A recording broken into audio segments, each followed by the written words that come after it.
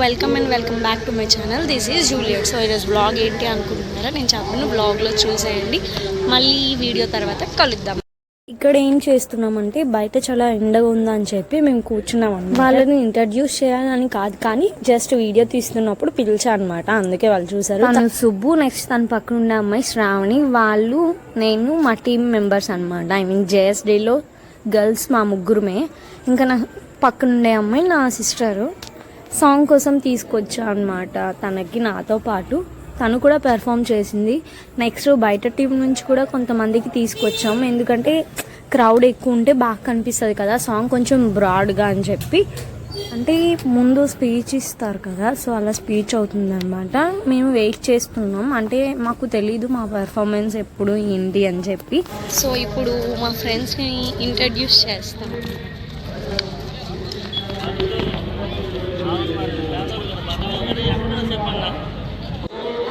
గుండు boss, Sandy Gundu boss, Subbu, Sravani, Suresh, Simba.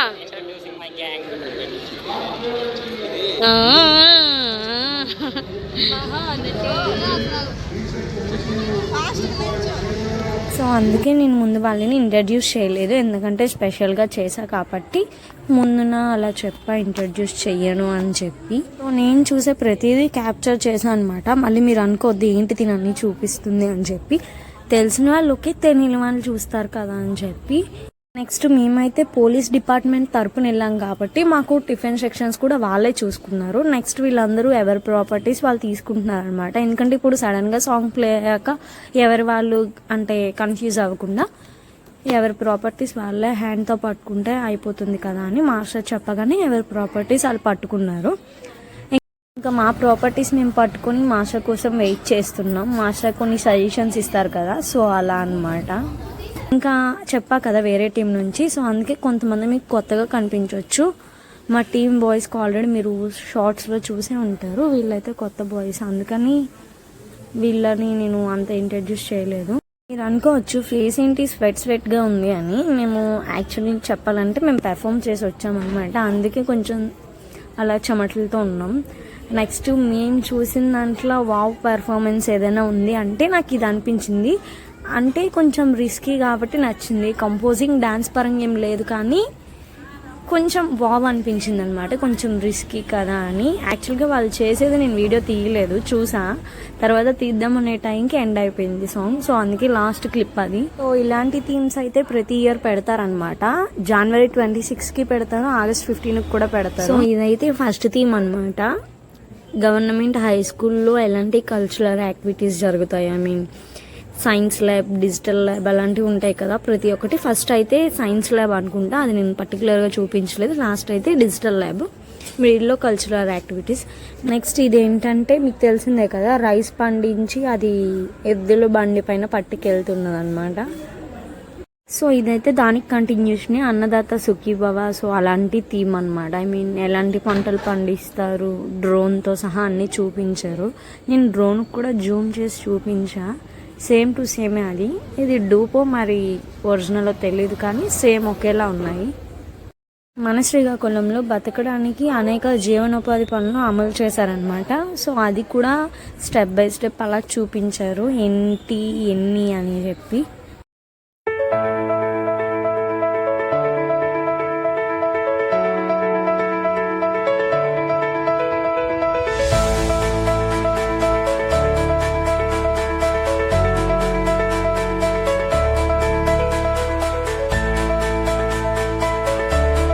Next వస్తున్న theme ఏంటి అంటే వాటర్ డ్యామ్స్ అనమాట.